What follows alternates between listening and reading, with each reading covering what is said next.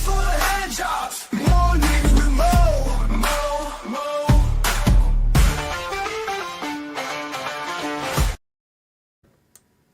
Hello everyone, it's Mo from Mo in the Deep End. Excuse me. Apparently going through puberty as we speak. It is the 10th of March and we have all the news. Thank you guys for letting me go visit a sick relative. I will have some more about that in probably another video. But let's get into the news. Well, if it isn't our favorite girlfriend cop, if we remember her from last year, the Tennessee sex romp cop, Megan Hall, lands a surprising new gig. And welcome everyone. This morning we've got Wolfram doing our Modly Mod duties, which is greatly appreciated. Tammy C, Jeff Montgomery, Alice G, welcome, Jedi Jess, everyone. Well, let's just see what her job is. Hopefully it's with the VFW. A 29-year-old married Tennessee cop whose wild sexcapades with half a dozen male officers in her station house made national news is now a low-key pharmacy technician, a report said. Megan Hall, the saucy one-time Laverne Police Department gumshoe, was spotted walking her pooch while wearing scrubs with the Tennessee Department of Health patch, according to a report by the Daily Mail. Now out of the limelight, Hall still lives in the $275,000 three-bedroom house in Manchester she purchased with her 31-year-old husband, Jedediah, before she was, fired. It's unclear if the couple is still together, but the controversial ex-cop is living large after landing a $500,000 settlement from Laverne. Hall had claimed in a lawsuit that she was groomed by the men in the police department to be a veritable toy for the ranks. Now, according to the Mail, Hall was licensed to work as a pharmacy tech in 2018 before she joined the force. And Kathy Michelle, thank you for being a member for 1 month. Wait, so it was the department's fault that she laid down with a bunch of officers and she got $500,000 for basically hawasity? I am in the wrong line of work. With her law enforcement career brought to an abrupt halt when the scandal of sexual proportions broke in 2023. Now, an internal investigation by city officials found that Hall had ongoing affairs with one of the department's sergeant and was tied to other trysts with cops, including a threesome with one officer and his wife, and a romp during a Girls Gone Wild themed hot tub party. Wait a minute, I might join offices if I know there's a Girl Gone Wild event. Sure. Okie dokie. The probe found that some encounters took place on the job and while on police property. Laverne Police Chief Burrell Davis was not involved with Hall, but was fired over the scandal because he was aware and took part in locker room-like jibbing over hookups. Hall, meanwhile, hired a lawyer and sued the city and department and several higher-ups, speaking out about her raunchy behavior for the first time, but has remained mum about it ever since. I know what most people are saying, Hall said during a March 2023 television interview. You could have said no, but I get it. My response to them is I did say no, and he wouldn't take it for an answer, and eventually I gave in from pressure. Meanwhile, the Mail said Hall and her high school sweetheart still co-own the house and noted that there are still 2 cars parked in the driveway. Listen, if you're her husband, I hope you got checked out for gonorrhea syphilitis. Also, leave her. She only cheated on you with everybody in the police force. In another crazy bit of news that I saw breaking yesterday, 5 were injured in a small plane crash in Pennsylvania. A small plane crashed into rural Pennsylvania, injuring all 5 on board. The plane crashed at around 3:18 p.m. Eastern Daylight Time on Sunday in a parking lot of a retirement community in Manheim Township, about 85 miles northwest of Philadelphia. All 5 people on board sustained injuries of unknown severity and were transported to local hospitals for medical treatment, according to the township. Now, no injuries were reported on the ground and there were no deaths. The Brethren Village facilities also avoided sustaining damage, though several cars parked in the parking lot were damaged. Yeah, I mean, how would you like going in to visit your relative and your SUV's been airplaned? What in the name of all that is flapjacks? I have to see if I can actually stream this and cover this, because what in the name of giblets? Also, has anyone ever seen Crybaby with Johnny Depp? Because she looks like Hatchet Face. Those eyebrows remind me of Hatchet Face from Crybaby. And if you don't know what that movie is, please go watch it. It's Johnny Depp. It's a musical. It has Ricky Lake in it. Just go watch it. In her first ever media interview, Lori Vallow Daybell expressed absolutely zero remorse for the unaliving of her children and says she feels great acting as her own attorney in the upcoming trial over the fatal shooting of her estranged husband. Now, during an often combative 90-minute interview in a Arizona jail, Lori, 51, told Dateline that she was falsely accused and convicted in the 2019 unaliving of Joshua J.J. Vallow, age 7, Tylee Ryan, age 16, and her husband's previous wife, Tammy Daybell, 49. Lori said that she and her husband, Chad Daybell, who was also convicted in the 3 murders, will be exonerated because Jesus will show her the future, Jesus showed her the future, and they were not incarcerated. Well, I mean, forget jurisprudence. If Jesus sent you a post-it note in your dreams, then obviously believe that. After I get exonerated, maybe I'll go on Dancing with the Stars.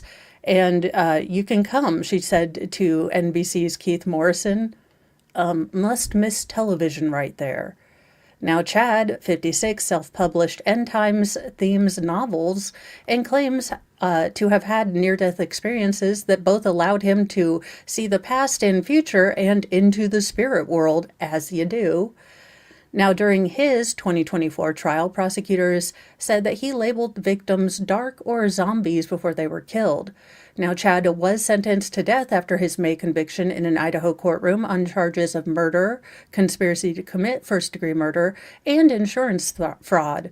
Now, Lori was convicted separately in 2023 of the murder and deaths of her children and the conspiracy to commit the murder of Tammy. She was given multiple life sentences without the possibility of parole.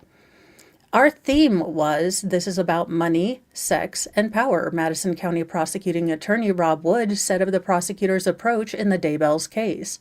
These were all tangential religious issues, but it was really about, money, sex, and trying to control people who were in the way that they called obstacles. They got rid of them, and they profited from that, Wood told Dateline.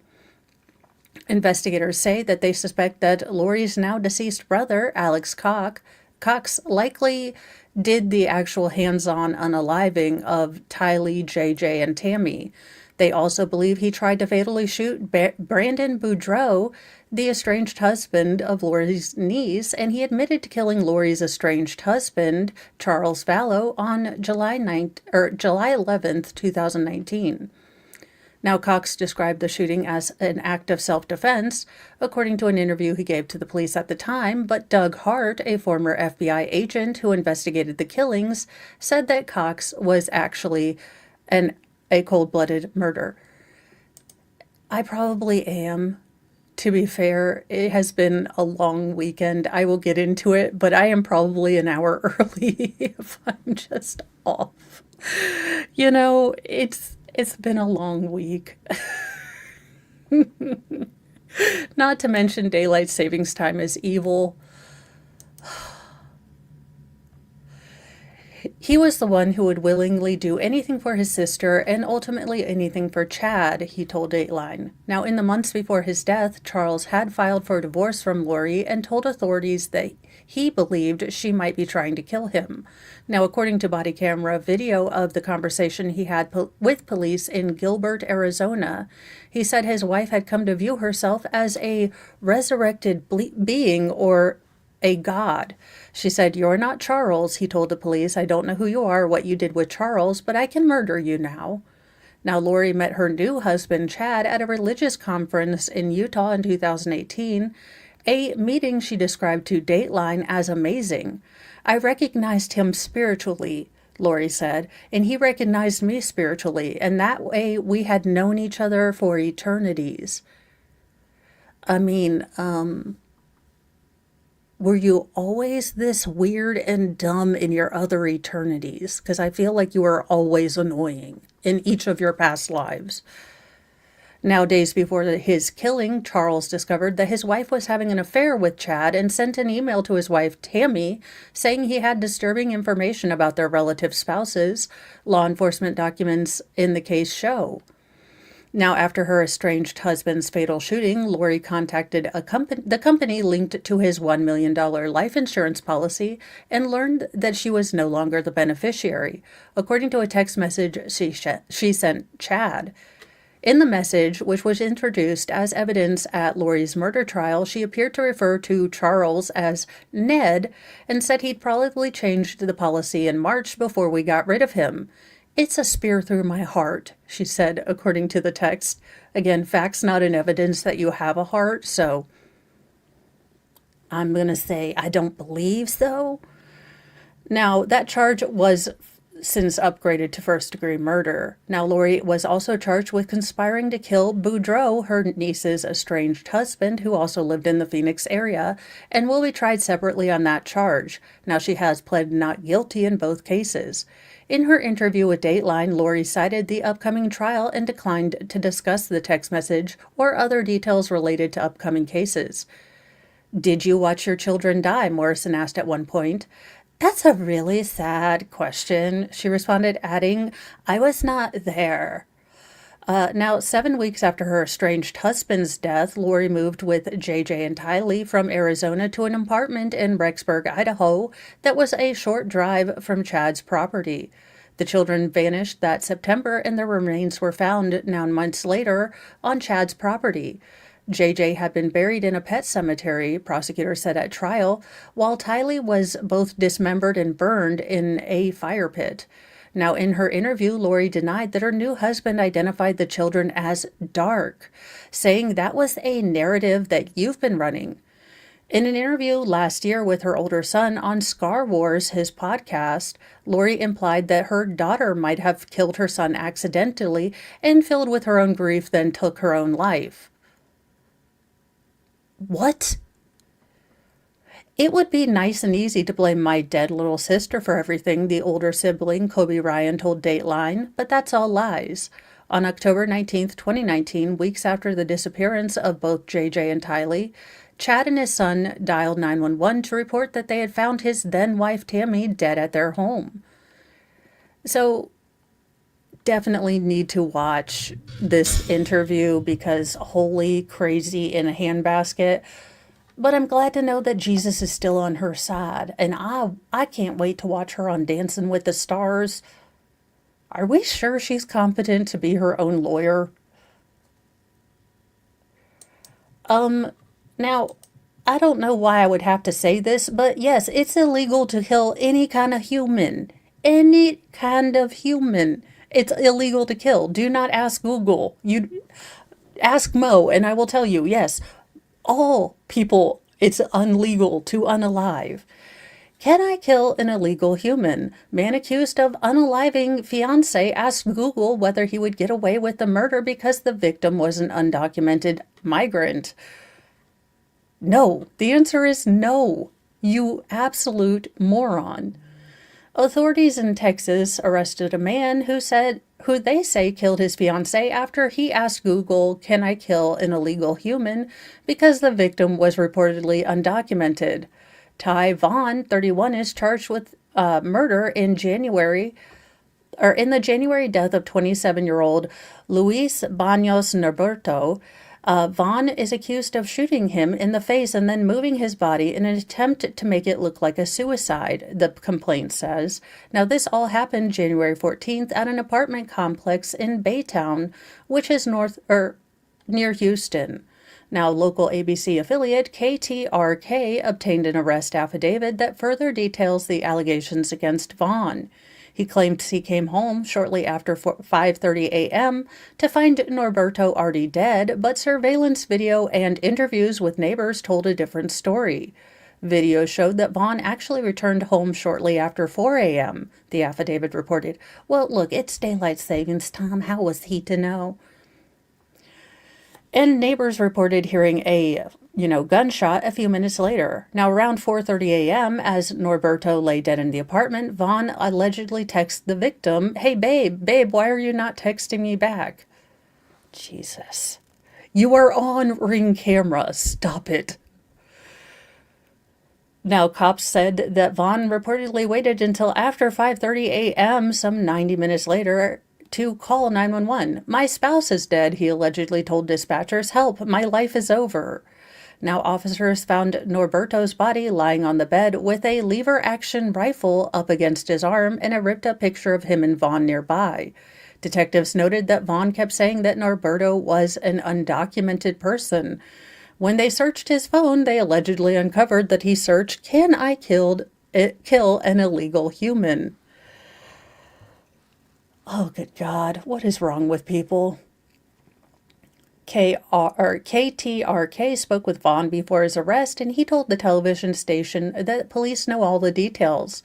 When offered condolences, he allegedly replied, "I mean, it is what it is." Well, with acting like that, I can't imagine why he is arrested. Police arrested him on Saturday. He's at the Harris County Jail on a $500,000 bond, and he has a court date scheduled for Monday. For the love of all that is unholy. Dude, you're such a dingus. I mean, I'm no expert in criminology, but I'm guessing that murder's been, unlawful for all the time. I mean, call me crazy. Now, we did not get to this story on Friday, but I still want to figure out what happened to this poor Canadian ex-Olympian who made him, decide to turn to a life of crime. The FBI offers $1 million reward for Canadian ex-Olympian accused of running a drug empire and ordering red rums, if you will.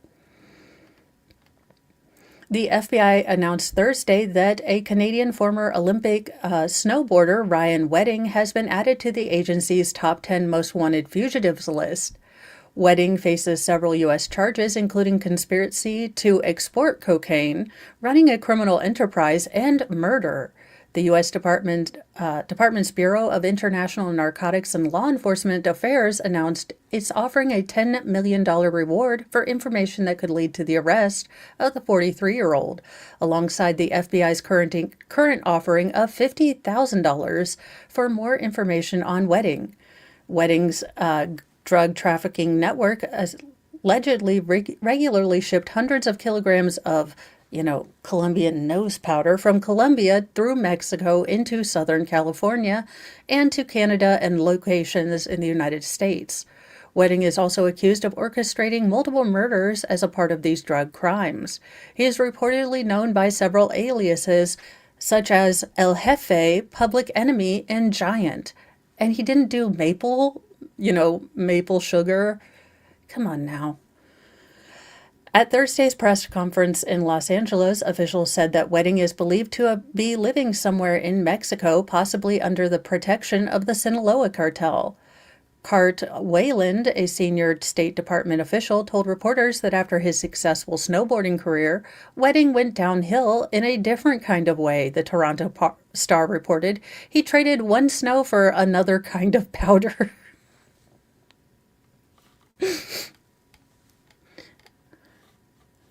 As you do. Prosecutors in Toronto court said in a recent letter they believe Wedding has been on the run since October, when authorities first identified him as the leader of a major criminal enterprise that works with Mexican cartels and ordered multiple murders in Ontario. His alleged second-in-command, fellow Canadian Andrew Clark, was arrested by Mexico's naval forces in October. Now, Clark, 34, was among 29 alleged Mexican drug cartel members who were sent to the United States earlier this year in a mass handover overseen by Pam Bondi. Now, in addition to drug trafficking accusations, Wedding and Clark are accused of orchestrating the murder of 4 people in Ontario in November 2023 over a stolen drug shipment. 2 of the deaths have been described as a result of a mistaken identity shooting. So, there you go. Keep your eyes out for this guy, although he might be in Mexico. But still keep your eyes peeled. Andrea Michelle Reyes, kidnapped as a toddler, was found 25 years later. Now, I know they have a picture up of her. Okay, there we go. A woman who was abducted as a toddler 25 years ago has been found. Andrea Michelle Reyes was 23 months old when she was reported missing in 1999 in New Haven, Connecticut, thanks partially to new DNA technology. The now 27-year-old has been found after her mother, Rosa Tenero, allegedly took her and fled the country, according to authorities. In a March 5th statement, the New Haven Police Department said investigators had located Andrea in Puebla, a city in central Mexico, and they were able to do so after a special victims unit with a focus on missing persons reopened her cold case in 2023. With the help of interviews, search warrants, and social media, a detective determined that Andrea, whose mother never had custody of her and who was in the care of her father when she went missing, had been taken by Rosa to Mexico and was residing in Puebla, a city of over 1 million people. The detective was able to establish contact with Andrea and, in partnership with the DNA testing company Othram, confirmed the relationship between father and daughter, leading Andrea and her father to be in contact for the first time in over 20 years. Now, the identity of Andrea's father has not been revealed. Police said he has requested that his anonymity be respected. So the detective was able to establish contact with Andrea, and this is what she looked like when she was taken. Before the case went cold, Andrea's dad said he did not have any contact with Rosa or his daughter, despite going to Mexico himself to look for her several times in person. A felony warrant for custodial interference was issued for Andrea's mother in 2009, according to the U.S. Department of Justice National Missing and Identified Persons System. So there we go. But the warrant is only valid within the United States, and she is still residing in Mexico, so I don't think they're going to extradite her. In a sort of sad, but we might be getting answers sort of story, a car being pulled from the Columbia River might have belonged to an Oregon family that vanished in 1958. Authorities will try again Friday to pull a station wagon from the Columbia River that's believed to have belonged to an Oregon family of 5 who disappeared nearly 70 years ago when they were out searching for Christmas greenery. The search for the Martin family was a national news story at the time and led to some speculation about the possibility of foul play, with a $1,000 reward offered for information about their whereabouts. Salvage efforts that were called off just before dark on Thursday, and the authorities said they could not provide a timetable for the removal of the car. The station wagon, thought to belong to Ken and Barbara Martin, was found last fall by Archer Mayo, a diver who had been looking for it for 7 years, and Mayo's representative, Ian Costello.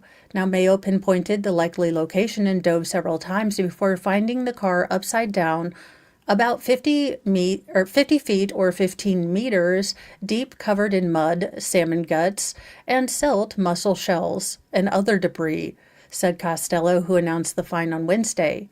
This is a very big development in a case that's been on the back of Portland's mind for over 66 years, Costello told the Associated Press.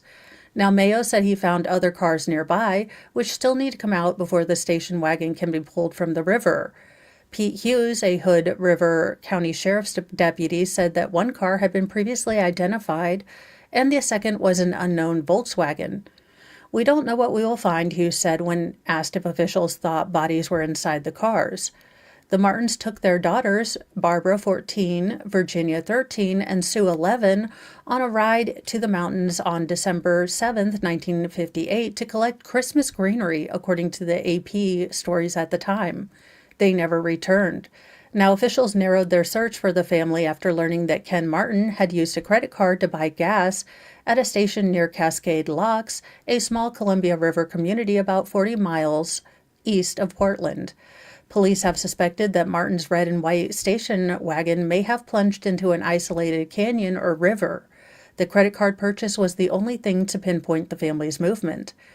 5 months after their disappearance, the body of the youngest daughter was found bobbing in the Columbia River Slough, according to the AP. Now, the body of Susan apparently floated free from the wreckage in the spring currents and was washed to the backwater slough near Camas, Washington. Virginia Martin's body was found the next day about 25 miles upstream from where her sister was located. The other family members were never found, though the search continued. Now, the Martins had a 28-year-old son, Don, who was a Marine veteran and graduate student at Columbia University in New York at the time, and told AP that he believed that his family was dead. This had been a high public interest case, Hughes told AP on Thursday. After Mayo provided part of the license plate number and other vehicle identifiers to the sheriff's office and the Columbia Gorge Major Crimes Team, along with the Oregon Crime Lab, which arranged to have the car pulled out. Now, we're not 100% sure it's the car, Hughes said. It's mostly encased in mud and debris, and we don't know what to expect when we pull it out of the water today. Mayo runs a business that finds things that were lost in the river, like watches and rings, but also helps with the recovery of drowning victims, Costello said. He's been looking for a research vessel that sank in 2017 when he had learned about the Martin family. Now, Mayo began digging up material on the family and used modeling to pinpoint the possible location. There is a road near where the cars were found underwater. Authorities haven't said whether they think they might find the remains of other missing people in any of the other vehicles that are going to be pulled from the river. But that might be a good thing, and especially for the family member left behind, definitely wants to help them. Now, speaking of a powder that'll help you be faster, though, I'm calling Shenanigans the household item that is turning runners into world record holders. Well, it's white, it's powdery, but it's not what you think. When Grant Fisher stepped off the track at Boston University on February 14th, it wasn't entirely a shock that the American distance runner had just broken the world record for the indoor 5,000 meters. For one thing, he was in great shape. Only 6 days earlier, Fisher, 27, who was coming off a breakout season in which he earned 2 silver medals at the Paris Olympics, had also broken the world record at the 3,000 meters in New York City. Larger trends were also at play. He was running on one of the fastest track in the world, wearing Nike spikes whose carbon plates and advanced foam help return energy with every stride. Yet in Boston, when Fisher was asked about the factors that had led to his pair of world records, he acknowledged one surprisingly simple product that's probably in your kitchen. Recently, he's begun taking baking soda. Because why? I think it makes an impact, and if that impact is 1%, it could be massive, Fisher told reporters. It's probably like 0.1%, but if there is one, and even if it's just mental, then I'll take that. Fisher is among many professional runners in recent years to embrace baking soda, known within the sport by its scientific name, sodium bicarbonate, or simply bicarb, as a legal means of running faster times than ever. The use of the bicarbonate system sold by Martin, a Swedish company, has become so widespread that at track and field world championships in 2023, two-thirds of all medalists from 800 to 10,000 meters were using it. At the Olympics last summer, more than two-thirds of all running medalists were using it, and in some cases, all the finalists were using it. Why are you taking baking soda? Someone explain this to me. In an 8-day span in February, 7 of the sports world's records in races ranging from the 1,500 meter to the road half marathon were smashed. The rapid-fire rewriting of professional running's record book can be traced to many reasons, from high-tech advancements leading to faster shoes and tracks, quicker recovery, and better coaching.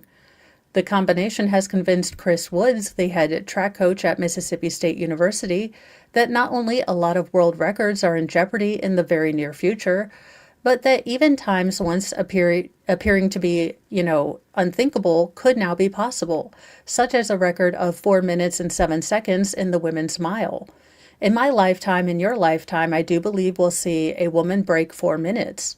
But increasingly, runners such as Marco Arup, the 2023 world champion at 800 meters from Canada, whom Woods also coaches, are also turning to bicarb for an edge. Intense periods of exercise can create a buildup of hydrogen ions in the muscle, leading to acidity, which can increase fatigue and create the burning sensation felt after hard workout. As a base, sodium bicarbonate acts as a buffer that counteracts that acidity. Taking sodium bicarbonate doesn't run afoul of the world's anti-doping agency rules. In fact, even World Athletics Track and Field's global governing body has described it as an established performance supplement. The benefits of bicarb have been known for decades, says Steve Magnus, a coach and former elite runner who has written multiple books about performance. Well, let's be honest, y'all. Even if I took the entire contents of a box of Arm & Hammer, I'm not going to be running any faster. So as long as it helps you real fast, people, but I don't think that I'm going to, be chugging, baking soda. Now, you put those in chocolate chip cookies, I believe that I have been, taking in my sodium bicarbonate allotment for years. Let's see here. But athletes have been wary of it for an often unpleasant reason. The odds of a performance boost have to be weighed against the risk of race-wrecking intestinal distress. It didn't work very well because there was a high percentage of people that just couldn't even line up for the race or time trial because it just tore apart your stomach. Fisher said he's heard so many horror stories of nausea, vomiting, from using bicarbonate that he waited until this winter after the all-important Olympic cycle to test out bicarb, in training. His stomach handled it fine, and that may have been because in recent years that bicarb has hit a turning point. Again, I don't get it. If it makes you faster and your legs don't hurt so much, great, but running for fun? I think we are a different species. Y'all, this is how we're going to get final form Jesus down here. Y'all, I keep telling you, and Jesus is going to come down here and appear, and I done warned y'all. A YouTuber is being blasted after revealing a throuple with a girlfriend and her mom, all kind of messed up. Well, I guess, yeah. Apparently, this is a YouTuber. I've never heard of this person, but here they are, the happy throuple. An American YouTuber who claimed that he impregnated his girlfriend and her mother has come clean about their pregnancy announcement, but insists that their three-way relationship is indeed real. Now, Nick Yardley, 29, horrified the internet when he recently announced that his 22-year-old adult entertainer girlfriend, Jade, and her mother, Danny, 44, were both pregnant with his children. But while he just admitted the video, which has amassed hundreds of thousands of views, was a bit of a skit for followers, he maintains that the throuple's family life is 100% authentic. There are no babies. It's just like a skit. It's not actually real, he told the online mail. Or the mail online, sorry. People that follow me, they're just looking for entertainment. I don't think they really believe that. While his own fan base may have taken the baby news with a pinch of salt, many fell for the viral announcement after it was shared across Nick, Jade, and Danny's numerous social media pages. The video posted by Jade to TikTok read that my mom and I are welcoming a baby by the same man 2 weeks apart, caused widespread distress as many condemned the ramification of the situation. This family tree is so complicated it hurts my head, one person commented. That's incest. Which, no, it's not. I mean, unless he's the brother of the person, well, okay, but if they're all together, yeah, never mind. As you were. Another person just said abomination. Now, there are many who pointed out it had to be a joke, noting that both Jade and Danny were oldly fan creators, and a prawn job becoming increasingly known for pushing boundaries in the hope of self-promotion. Even joking about something like this is all kinds of messed up, one person said. We know it's fake, but it's still wrong. The content creator, whose real name is Nicholas Hunter, said that while Jade and Danny aren't carrying his babies, well, in that special, well, I mean,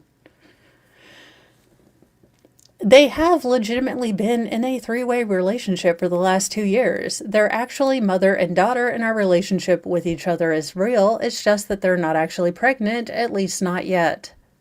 Oh, dear God in heaven, please, Lord, do not bless this family with anything. Now, videos on his YouTube account show the trio at home in Miami, but there are countless other clips that show Nick surrounded by scantily clad women in a range of sexually suggestive scenarios. According to a video shared to his Instagram page, Nick was in a relationship with Jade first before the couple turned to her life coach mom for advice when they hit a rough patch. Well, you know what you need? You need an older woman to date you too. After Danny suggested they could bring in another woman, Nick apparently said it should be her. Oh my God. So do you get in a lot of trouble for saying, you act just like your mother? Or is that a compliment? Because, I mean, you're dated. Look, we just need to get super soakers full of holy water and we let God take it out. Now, the mom and daughter duo apparently take it in turns to go out on dates and be intimate with Nick. It is becoming harder and harder for social media users to know what's real on the internet, particularly when it involves OnlyFans stars, as Bonnie Blue and Lily Phillips recently showed with their own unforgivable fake pregnancy stunts. It seems like there's no line that these creators, they're not creators, they're showing their lady bits. I mean, let's be real. I don't think men are looking at the composition of their clam, when they're looking at the art, like, oh my gosh, well, it's mid-center and it looks like they were very inspired by Degas. No, content creators showing your clam, it's a different thing. That being said, dear God, please, if this actually happens to be reality, TLC, make a talk show, because you know I'm going to watch this absolute dumpster fire. Well, we are getting another SpongeBob movie, just in case you guys were wondering. And it seems like it's going to be the love story between Plankton and his wife, Karen. So if you were worried about how, Plankton and Karen got together to, make a Krabby Patty, well, the truth will be revealed. Voice actors Mr. Lawrence and Jill Talley said that their SpongeBob SquarePants spin-off movie, Plankton the Movie, on Netflix Friday is the love story between SpongeBob villain Plankton and his computer wife Karen. I mean, we've been so worried about all them. It gets a little touching a couple of times, Mr. Lawrence said. We really get a chance to dive in a bit further than we normally would. Okay, it's not Gone with the Wind. It's not Casablanca. It's Plankton, the SpongeBob movie. Okay? It's all about what we haven't done yet, Mr. Lawrence said. Karen taking over. Well, we haven't done that yet. Tally was delighted that the more Plankton tries to create his ideal partner, the more it backfires on him. The best thing about Plankton is that he creates a wife and then the wife puts him down, Tally says. She's not worshipful. She doesn't walk around just going, yes, whatever you want, dear. In the removal of her emotions chip, which previously kept Karen from being as evil as Plankton often desired, offered Tally new performance opportunities. So there you go. If you'd really like to, give into the deep and loving romance of Karen and Plankton, then by God, go see this. And welcome Shizzy Raiders. To be fair, me too. Me too.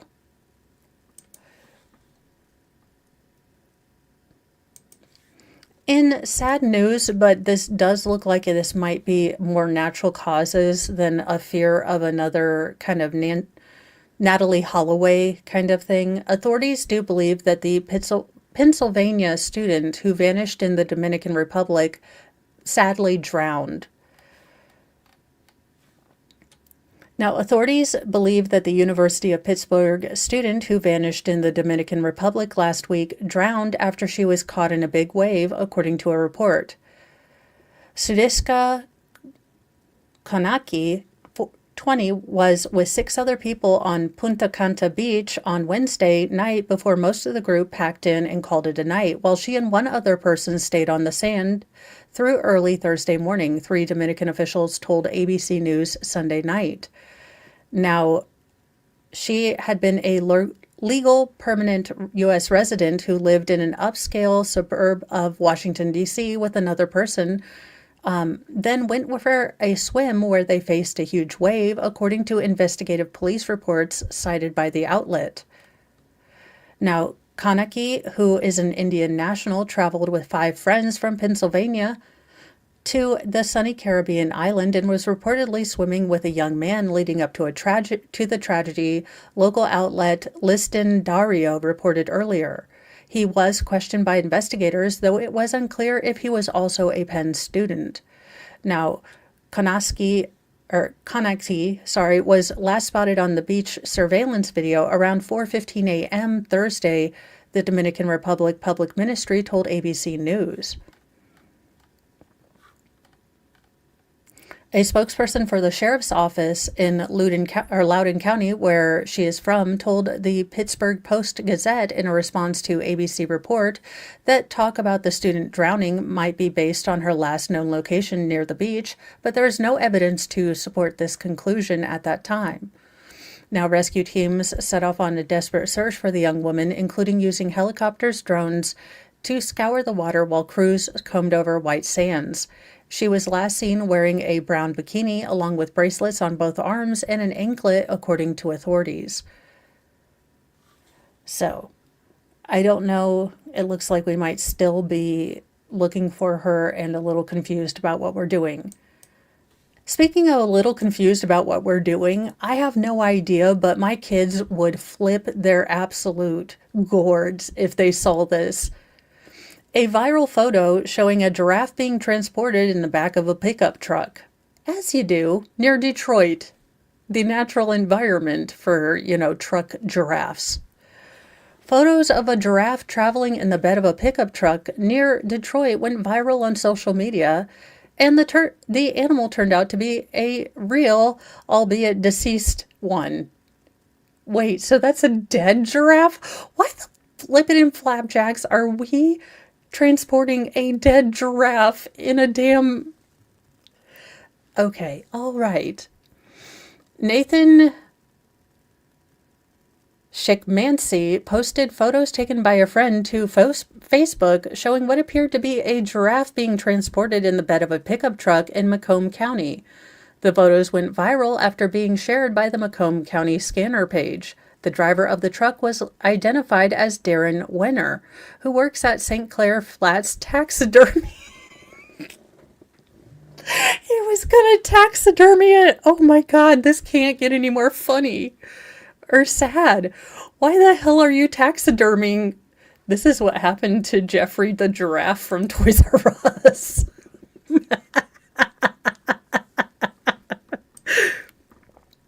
Now, Weiner is a professional taxidermist and occasional big-time game hunter, and said that the giraffe had died naturally of old age at a zoo and he'd been hired to preserve the animal for display at a museum.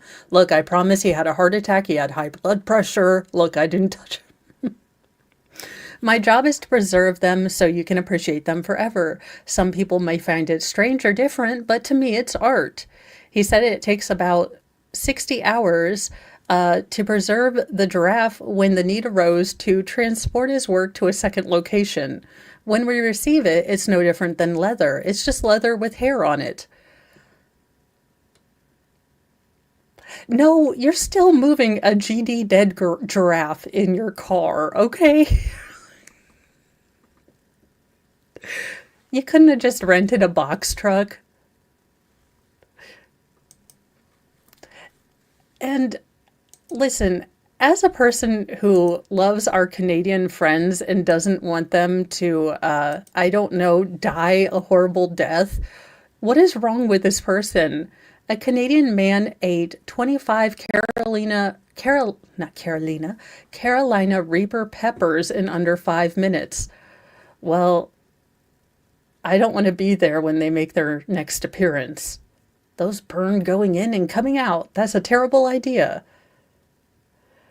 An iron-stomached speed eater broke a Guinness World Record for eating 25 Carolina Reaper chili peppers in 4 minutes and 36.26 seconds. Mike Jack, a Canadian YouTuber famous for his high tolerance for spicy food. Has he met Runkle? I feel like we could have a spice-off between this man and Runkle. Broke the Guinness World Record for the fastest time to eat 25 Carolina Reaper peppers at Goat Fest in Kitchener, Ontario. You guys have a Goat Fest? Interesting. Now, Carolina Reapers have a Scoville heat unit measurement of about 1,641,183 compared to about 4,000 to 8,000 for the average jalapeno pepper. Now, Reapers are considered to be the hottest chili peppers in the world until the debut of the Pepper X last year. I might make it look a little easier than it is, but I'm burning up in here. I really feel it, Jack told Guinness World Records. The peppers, they really hurt a lot. That's why you should eat 25. I mean, now, Jack holds multiple Guinness World Record titles, but not all of them are spice related. He broke last year's record by drinking a Capri Sun juice pouch in 21 seconds. Now, I'm pretty sure that my kids can do that, by them own selves. So I don't know how that's a talent. Oh no, not Bernice the duck. Bernice the duck apprehended after breaking into Georgia jail. Bernice was like, look, the prisoners need ducks. Sheriff's deputies in Georgia rushed into action when a jail break-in was perpetrated by a white female suspect, a duck.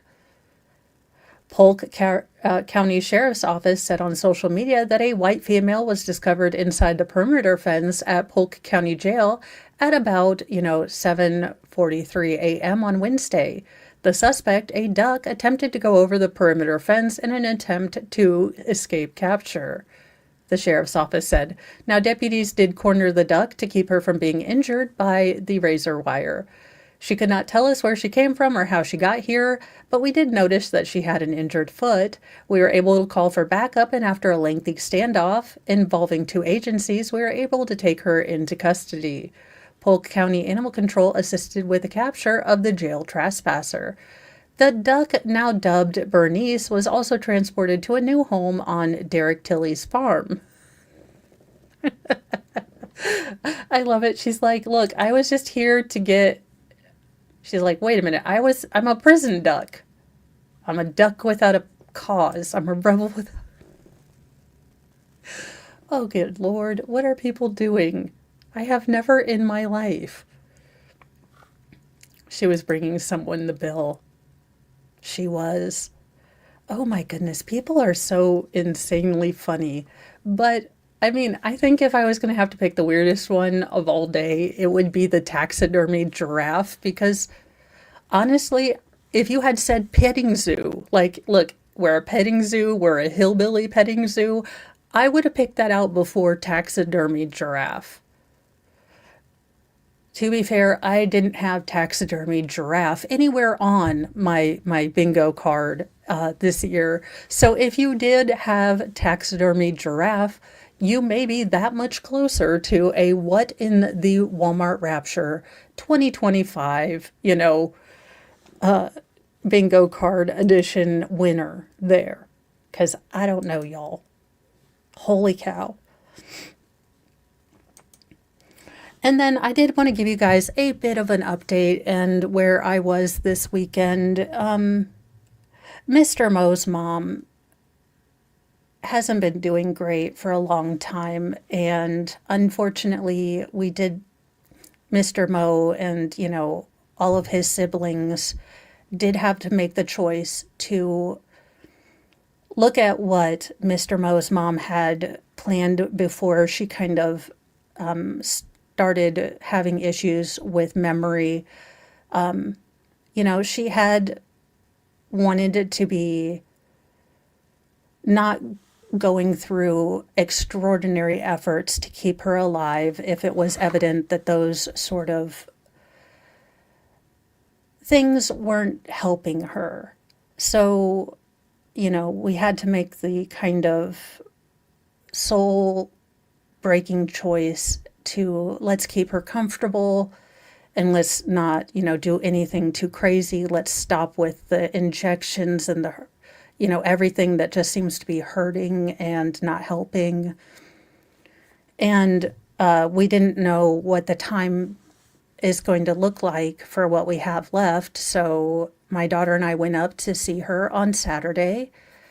And it was nice to be able to pay back kindness, just a small little bit, even if it was just scratching her back, putting lotion, on her hands and talking to her, when this woman, my mother-in-law, we often look for these big miracles, and goodness knows our family was hoping for a big miracle, some miraculous thing that was going to restore her vision and, how she could be independent in the world.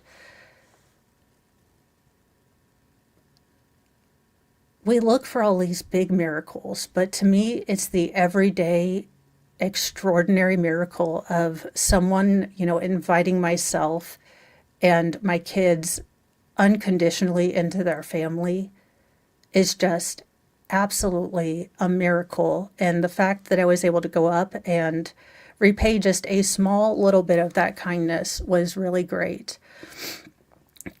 But it wasn't really my story to tell, so I didn't say anything about that. I will say that she is in a lovely facility, and they let her have her doggo come in, who had to be rehomed. So she got that kind of comfort. But,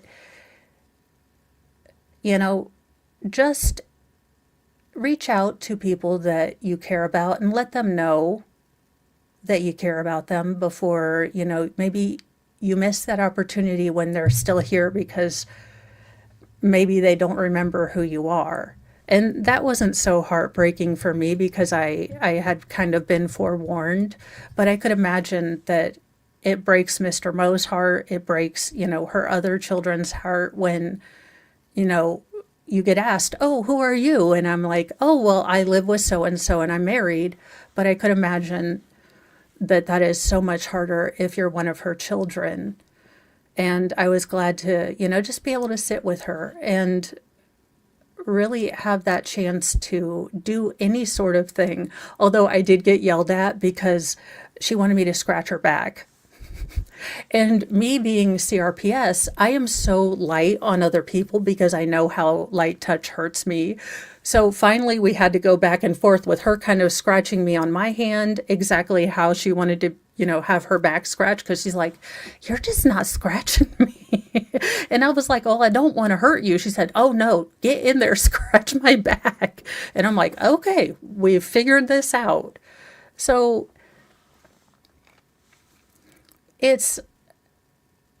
I will have to say thank you so much for all of the staff. And I know there's people that are on this channel that I've gotten to meet that work in hospice. And I was so impressed with the kindness, the respect, the, care that she was given by everyone at the facility. So people that have to work in these fields, I can't imagine doing it 24/7. But thank you so much, because I know that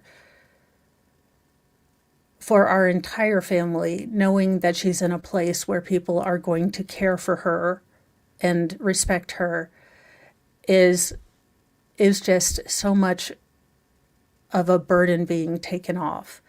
So on that note, I will try to get you guys out. I don't know what our plans are going to be in the next couple weeks or coming month. I don't know the timeline for this, and I don't know anything else, but I do thank you for your support. It's not been easy doing this the last week or so, knowing these kind of things were probably going to be popping up, but I really appreciate you guys giving me a place where I can, focus on the finer things in life, like red rum and court trials. But it was definitely, now that's just mean. But I really, really just appreciate the everyday miracles in your life. We look for the big ones and we get so upset when they don't happen that we forget the little everyday miracles of, acts of kindness and getting over yourself and helping someone else, for nothing in it for you, but just to help someone else. So if I've learned anything, it's, reach out and see what you can do to help. It might not seem like much. It might seem a little bit silly to just, sit with someone and talk to them, get them a drink when they want that, or, scratch their back. But these really are the small little miracles that we can do for everyone in our life. So that being said, just want to kind of give you guys a heads up on that. I will try to give you guys a heads up if I'm not going to be doing streams, but you guys are really, really good. I just figured I would share what I could with you guys, and, this is not an easy walk. Because, you want that person, you want the person that you love to never be in pain, but you never want them to leave either. It's kind of a catch-22. Like, could she just be out of pain and still here? Why can't we work that one out? But, she wants to go be with her husband, and you can't stop someone when they're really tired and sick. So, that being said, I'm going to get off of here before I start crying, and then we will come back for the Petty Express. You guys know I don't do feelings. That being said, driving 6 hours round trip, probably not the best idea. And then daylight savings time will be outlawed when I am president, because this is some BS. But it was sad, but it was good. So have a wonderful day. Be kind to yourself, be kind to others, and check in on the people in your life. Try to smile at people, try to engage. We can't do anything about death or taxes or gravity, but we sure as heck can make, people around us feel loved and cared for right now. Bye, you guys.